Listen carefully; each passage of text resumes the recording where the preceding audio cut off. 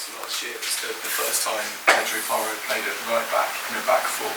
And I think that kind of coloured the perception from outside the club that he couldn't do that, and he was a kind of specialist wing back. You started Emerson in the first game there. I mean, did you ever have any concerns that Pedro could play the role he's playing now? No, I didn't. After working with him, obviously during the pre-season, I thought both him and Emmy. I mean, I think all of our fullbacks. Obviously, we play that role a little bit differently. So there's sort of some different characteristics you look for. And I thought with the lads we had here, I thought there was one area of the pitch that we had some really good sort of reinforcements in. But no, I really enjoyed working with Pedro right from the start. He's got great energy. He's very, very good technically. He's really eager to learn. He's done a lot of work on his defensive work with Wellesley and the defensive unit as a group, and I think he's benefited from that, and he's sort of grown into it. And I still think there's a lot more growth in him because, I think he's tackling the defensive side of his job, which probably was the one thing that maybe people had some scepticism around. Obviously, when you play as a wing back, you don't need to defend, particularly in a one-on-one situation. But I think he's been outstanding this year at dealing with some pretty good wingers in this league. Rarely has he been sort of left short on that, and he's wanting to learn. So no, I mean I think there's a lot more in him, and really pleased that he's kind of embraced the way we play our football. And another player in the afternoon at St James Park was Pape Souare. He was taken off with the team 5-0 down after 20 odd minutes. Can you just talk about the kind of player you found in pre-season and kind of how you see his development potential? Again, Pape, just a super energy about him. Every day he trains and trains with a smile on his face, but he works damn hard, and I think he's a really exciting footballer. He's one of these midfielders who you need these days, who are very dynamic, covers the ground really well, defensively, offensively. Gets into the box. He scored a couple of goals for us this year. His technical ability is strong, and he's a good ball carrier as well. And he's still young. I feel that he's another one there's just so much more growth in from all aspects, and I just really like his kind of just general demeanour.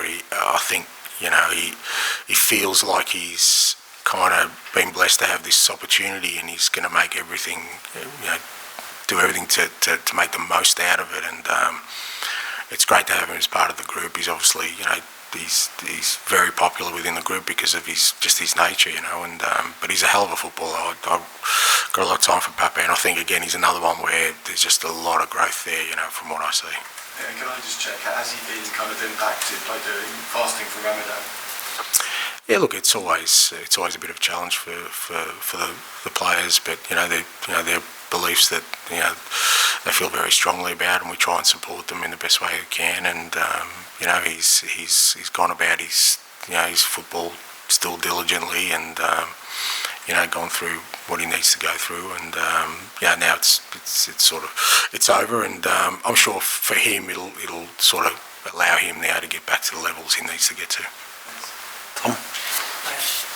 Just picking up on Dan's question about Pedro, one of the highlights of the first half of the season was watching Pedro and Destiny in particular having such an impact going forward, the way he plays, the same with James Maddison as well. Of late, perhaps from a numbers point of view, they're not having quite as big an attacking impact. Do you think that a lot of that is to do with teams starting to adapt to the new style of play? No, I don't think so. I think I said after the game that I think we've been working with Pedro and Destiny in particular. I think they're still getting into some great areas. Probably haven't had the output, but I think I think I've been consistent saying all year in our front third, a lot of our play is still still a long way to go in terms of where we want to be. But no, I still think. I mean, Pedro scored last week. I think Destiny was in the box when he scored. So I still think it's it's still an effective sort of way for us to get through opposition teams with the quality those two players have. Different qualities in terms of the way they kind of get into those attacking thirds, but no, it's just stuff we're working on with them constantly, and again we're seeing some improvement. Eric Dyer gave a quite interesting interview the Arsenal game with Gary Neville, and was talking about it yourself, and obviously didn't play much. It was very praiseworthy his time under you. One of the things he also said was that you don't do much tactical work, which I kind of read as meaning work on the opposition rather than your team. But I don't know what do you think he meant by that, and why do you sort of focus more on how you attack rather than perhaps the opposition? If that's the right reading. I don't know, it's probably something you have to ask Eric. I mean, I don't know what you mean by tactical work. I think all we do is work on, everything's geared around how we're going to play our football. So for me, that by extension is tactical work. So whether that's on us, whether that's on the opposition, in fact, I'd probably say we don't do anything apart from tactical work. That's all we do every day. If we're working on our fitness, it's still trying to play our football. So, but I'm not sure. I haven't seen the interview, so I'm not sure what he's referencing. But if you're talking about, do we sort of do training where we're kind of standing around and working on how we're going to stop an opposition, how we're going to break down? No, I don't do that. But I don't think that's the only kind of tactical work that exists. There's other kind of tactical work, but I think anyone who trains with us will tell you that all we do is train the way we play. So, maybe that's not tactical work. I don't know. It's not for me to answer. Just finally, Harry Kane left in the summer. Decided with heavy heart to leave the club and the project that you were embarking on with the view of hoping winning trophies at Bayern Munich. Obviously, they're still in the Champions League. There's a chance they can still do it, but there's also a chance they won't.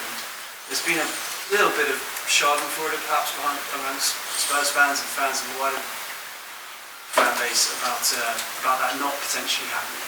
Do you think if he doesn't win any trophies, it's sort of fair comment not to view that as a success? No, I don't think that's fair, because I'm not going to speak for Harry, for God's sake, but I don't think that's the only reason he left. I think he was pretty clear that he wanted a different experience, and I think there's nothing wrong with that. That's been my whole career.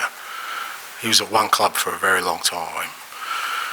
He was at a point where he either makes a decision to stay a one club man, which is fair enough, or he can experience something different as a footballer, maybe as a person. I don't know. Again, it's questions for him. So I don't get this as just a notion that he just moved just to win things. I don't think if he had stayed here, he didn't think he was going to win things. So I just think, he wanted a different experience, and he's getting that, and I'm sure, he'll at the end of his career, if that was his reasoning behind it, I think he'll find that, he does. It gives you, a real broad experience about what football's about, what life's about. So, I don't think that's fair on him. But ultimately, all these decisions you make about your personal career, I know every decision I've made in my career, it's very hard for other people sometimes to understand, because they're not living my life. They're not with my family, they're not with the people around me to know why you come to these decisions. So, and they're very rarely around too many simplistic things. Most of the time, there's a whole range of factors you kind of put into it. Kieran. I'll just ask about Van Ven, because 4 years ago he was in the second division, and now he's clearly holding his own in the Premier League. He's only 22. Where's his potential? How much better can he actually get? Don't know, and not interested in sort of putting a limit on that, because as you said 4 years ago, if somebody maybe said to him one day, your goal should be to play in the Premier League, well, he's done it at 22, then there's a potential there for him to sort of say, oh, well, I've done. So I think with all these things, you never put limits on it. But he's done brilliantly, and the growth in him is another one. I mean, that's the exciting thing for me with this group, is that we've got a real core that I just think there's still so much growth in them, because invariably it's either their first season in the Premier League or they're still young in age, and they've adapted so well, and they're at a big club where there still are expectations. So it's not like they're going to fly under the radar by doing 2 or 3 years and then moving to a big club. They're under the spotlight straight away, whether that's Vic in goal, or Mickey, or Brennan, or Destiny, Pape, these guys who we brought in kind of this year. Mickey falls, and again, the beauty of it is he just wants more. And I said during the week, it's up to us to make sure that we don't stunt his growth by putting a limit on how good he can be. Look, he's been fantastic for us this year, and he's continuing to grow, and where that takes him, hopefully it's beyond whatever he has in his mind or anyone else has in their mind. Is that something special about this group, sort of maturity beyond the years? Because in Chelsea, they've signed a lot of young players, and it's not really worked for them yet. Yeah, and it's not easy, particularly when you're talking about the toughest competition in the world, club competition. So I have been pleased with that, with the way that a lot of the guys have just really accepted the challenge of playing for the club and sort of challenging them to play in a certain way that's going to expose them in many respects, but them not shying away from that, because the way we played that, again, whether it's Mickey or Vic or all those guys I mentioned, it kind of puts them right out there in terms of, they have to sometimes defend without any cover or attack without any support, or just do things that are going to be a real challenge for them, and they've embraced that. And like I said, that's the exciting bit for me, that also the responsibility I have is that there's a good core in there that has still got so much more that they can give, and at the same time they've already sort of acquitted themselves really well. I'll just ask you a quick daft one. Are you a fan of Fly on the Wall documentaries? Have you seen the Newcastle one, the Man City one? Look, I probably watched, I think I watched Sunderland Till I Die. That's very good. That was good, and the rest of them are a bit... Not the Spurs one?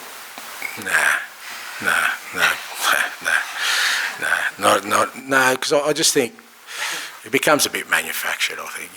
I'd be very surprised if you get a real sort of behind the scenes. But I mean, there's look, who am I to say? I'm no movie critic, but maybe people like them, but not for me. I love documentaries, but Would you get one for you now? Well, unless you want a cure for insomnia, mate, you can put it on late at night and just dream yourself away. Finish with John, please. I was going to ask you something similar, because you said you didn't watch the... Something daft. You said you didn't watch the sixth one. Some managers might have thought it would be useful to see a squad about to inherit at their worst, as much as seeing them at their best, scoring goals and winning games. But you didn't go for it? No, I don't think that. I'd be very surprised if people... I mean, my sort of research on it was more on the individual players. So I might have watched individual players in that game, but I wouldn't have watched the game as a reference point, because it's totally different. It's a different set of circumstances, different manager, different... You don't again, I'm really reticent to judge and try and figure out what somebody else is doing, because I'm not in their shoes on a daily basis. So I've never used those kind of things. And also I know that irrespective of what's happened in the past, probably more than likely I'm being brought in to do something differently. So, like I said, I mean, I would have watched all the players individually through the whole season and got my research on the players I was inheriting, but there wasn't a lot for me to be gained by watching sort of matches and trying to get against some reference points as to how that's going to affect what I'm going to do. One big player you have inherited, Son, he's a bit of a niche thing, but he's perhaps one assist away from double-figure goals, double-figure assists in 3 seasons. Only a handful of players have done that. They're all superstars. So how much of an achievement would that be? He's a superstar, mate. You're right. Look, I've said it before. I think he's world class. I think he could, to do it as long as he has in the Premier League. As you said, and this year, he missed a fair few games with the Asian Cup, and that's happened a couple of times in his journey here. Travelling to the other side of the world, representing his national team, never missing a beat there either, and to keep producing those kind of numbers, I put him right up there, and again, I think there's still more to come from him in terms of, I don't see him waning in terms of his abilities or his physical capacity. So, if he can keep crunching out those numbers, look, I've got no doubt he'll go down as one of the greats of the Premier League when he's done. Do you think that, and Spurs fans think that? Do you think there is a perception outside the club that he isn't the very top, just because he hasn't won anything? Going back to that again.